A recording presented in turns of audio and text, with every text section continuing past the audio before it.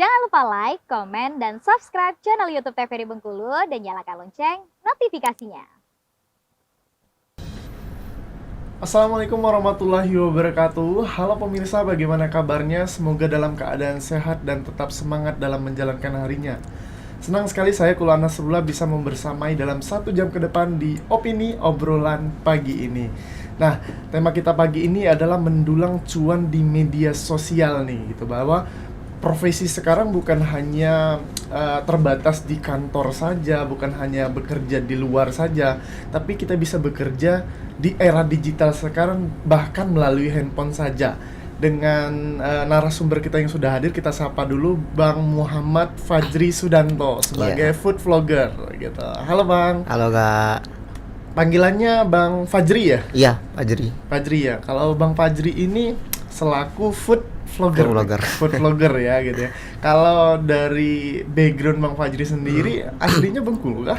Bengkulu Selatan. Oh, Bengkulu Selatan aslinya di Bengkulu ya. Selatan ya. Kecilnya berarti di Bengkulu Selatan. Bengkulu Selatan. Di Desa Seginim. Oh, di Desa Seginim tepatnya. Kecamatan Seginim, Desa Muara Pulutan. Oh, alah. Sekarang berarti di Bengkulu? Sekarang di Bengkulu di Pagar Dewa. Di Pagar Dewa. Aktivitasnya apa sekarang? Aktivitasnya sekarang kuliah. Terus kalau sekarang alhamdulillah karena udah ada kegiatan konten, jadi habis kuliah kita ngonten. Oh, habis kuliah ngonten. Iya. Kuliahnya jurusan komunikasi atau jurusan lain nih? Kuliahnya Komunikasi Penyiaran Islam atau disingkat KPI. Oh, di Universitas Islam Negeri Fatmawati Soekarno Bengkulu. Iya. Berarti artinya selaras juga lah ya dengan hobinya Ya. bikin vlog ya gitu kan, kayak Ya. gitu. Nah, kalau berbicara orang Bengkulu Selatan datang ke Bengkulu juga gitu kan. Awal ngonten itu karena apa? Nah, awal kontennya itu dulu tahun 2017 itu aku ngerintis YouTube. Ngerintis YouTube. Pada waktu itu SMA. Jadi tahun 2017 itu kita buat konten itu vlog motor. Vlog motor. Ya, jadi keliling-keliling. Hobi motor kah? Hobi motor ya. Jadi keliling-keliling terus tahun 2020 itu kan Covid itu. Jadi aku berhenti karena merasa gagal itu nggak naik-naik, Kak. Jadi YouTube itu nggak naik-naik, terus Subscribernya stuck berarti ya? iya, paling penontonnya itu paling 300 penonton, 23 orang yang nonton. Jadi perjuangan merintis awal ya? awal terus banyak cacian juga dari orang-orang terdekat, bahkan teman-teman juga mengejek seperti itu. Cacian apa ya? Cacian katanya sok-sokan, katanya padahal orang dusun ingin jadi YouTube katanya, YouTuber kayak gitu. Karena mungkin profesi YouTuber di dusun juga masih kurang ya. Orang sebagai penonton aja, penikmat aja ya. Iya. Sedangkan abang nih bercita-cita jadi kreatornya. Iya. Nah, terus pada saat itu Covid, udahlah kita fokus aja kuliah. Karena posisi itu tahun 2020 itu aku masuk kuliah. Jadi itu pertama kali ke Bengkulu, merantau. Ikut kakak sambil bantu-bantu di toko jualan beras, itu kuliah terus seperti itu. Nah, di tahun 2023 ini itu lagi santai kan, kuliah itu kan kegiatannya mata kuliah itu udah sedikit, terus kepikiran nggak ada kerjaan gitu. Padahal kan kemarin hobinya ngevlog, buat konten. Jadi apa sih yang buat konten itu nggak mengganggu aktivitas wajib kita. Nah, pada saat itu terpikirnya makan, karena kan setiap orang kan makan tiap hari itu. Tiap hari makan. Tiap orang makan gitu. Iya, kalau bukan puasa.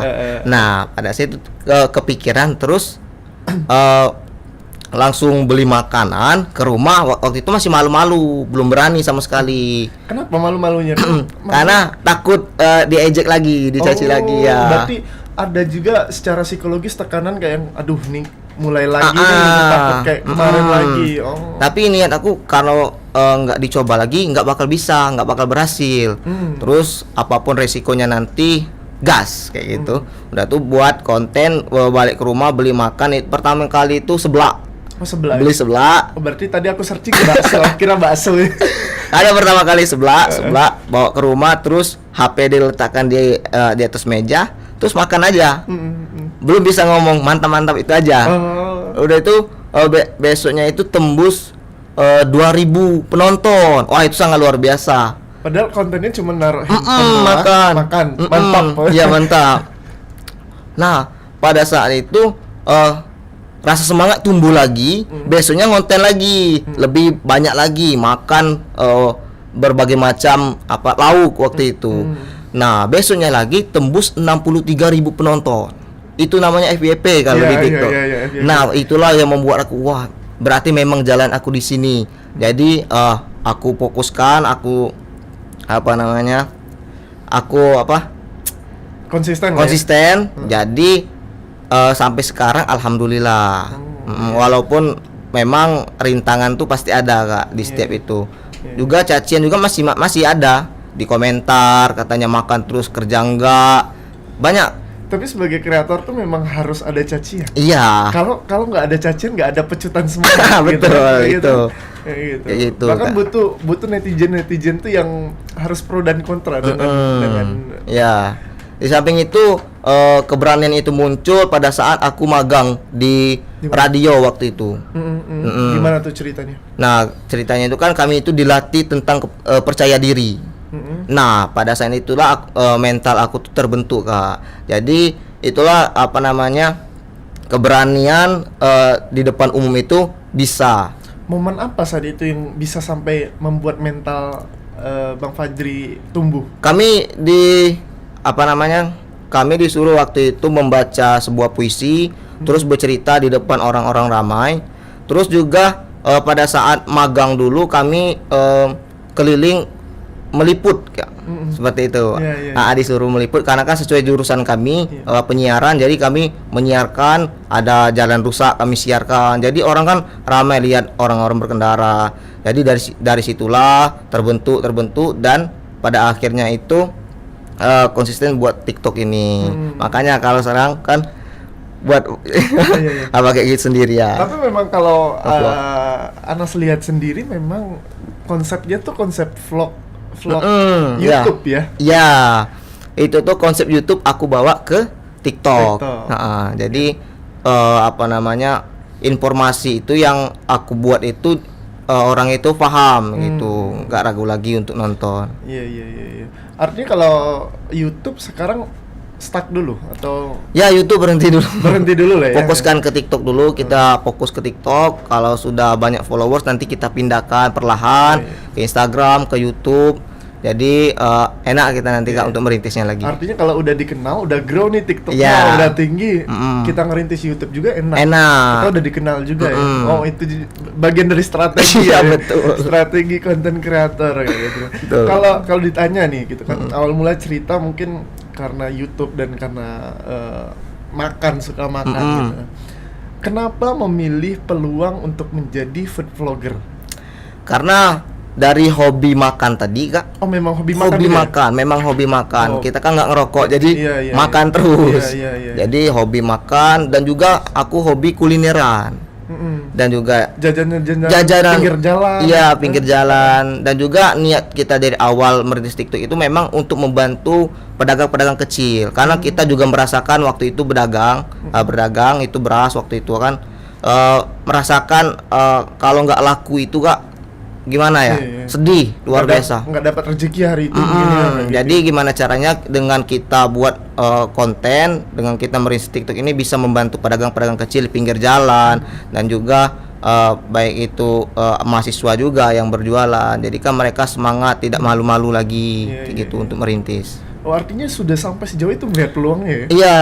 Gitu. Bukan hanya untuk diri sendiri artinya. Iya, betul.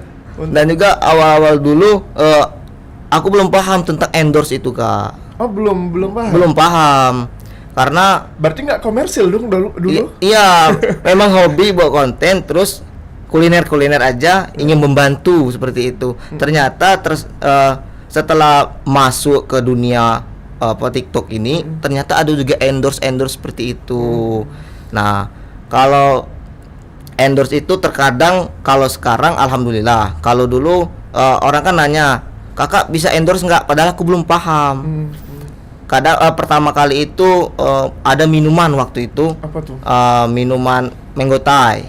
Nah jadi dia minta aku endorse. Nah waktu itu belum paham. Itu pertama kali berarti. Pertama kali Kak. Jadi barter aja kalau gitu. Aku nggak juga paham barter itu gimana. Oh tukeran aja video sama makanan aku atau minuman aku katanya kan. Jadi dari situlah paham. Terus diajari ketemu orang-orang hebat, diajarin kayak gini hingga paham sekarang. Siapa sosok inspiratif awal-awal yang saat lagi ngerintis? Waktu itu yang kedua aku endorse itu minum es yang punya Wafi Laundry. Oh, yang punya Wafi Laundry. Oh. Oh. Wafinya itu, Kak Wafinya itu yang ngajari bahwasanya endorse ini kayak gini katanya, untuk harganya itu kayak gini. Dari situlah belajar, terus ketemu lagi manajer Laven Rice yang restoran itu, diajarnya lagi terus kayak gini. Nah, sekarang paham kayak gitu. Itu konten Laven Rice aku lihat juga kok. Iya. Timbul juga di FB Iya. gitu kan. Oh, Kayak gitu, Kak. Iya, gitu. Berarti memang rintis dari awal, nggak ada sosok panutan, nggak ada gitu ya. Kalau panutan itu ada beberapa orang, Apa? YouTuber. YouTuber siapa? Itu Tan Boy Kun. Oh, Tan Boy Kun. Tan Boy Kun. Jadi Tapi kan itu makanya ya makanya banyak memang banyak. Dari dia awal buat konten itu di kos-kosan, aku menyaksikan waktu itu Kak. Jadi dari situ aku belajar. Dia kan kalau mereview kan memang benar-benar mereview seperti itu. Kalau katanya enak, terus kalau cara makannya itu memang buat kita ngiler. Iya, Nah, benar. terus konsep itu aku bawa, terus konsep pada saat magang itu aku bawa. Pada saat ini itulah mereview makanan itu dengan benar-benar mereview, terus kita tekniknya wawancara biar orang itu tahu kayak gitu. Iya. Nah, selama proses mungkin dari ngonten dari Januari ya? Awal Januari 2023. Itu awal mula di TikTok kayak gitu. Mm-mm. Apa saja yang bisa dilakukan dalam berkreasi mungkin jadi vlogger kalau dari Abang sendiri? Kalau awal-awalnya itu pada saat itu kan kita kan hobi seperti itu Kak. Dari hobi tadi. Nah, dari hobi tadi kita bisa meluangkan hobi kita ke mengkreasikan dalam bentuk video seperti itu. Gitu. Baik, mungkin ditahan dulu apa saja yang dilakukan nanti gitu untuk Bang Fajri juga, untuk para pemirsa Opini. Jangan kemana-mana, tetap di Opini, obrolan pagi ini.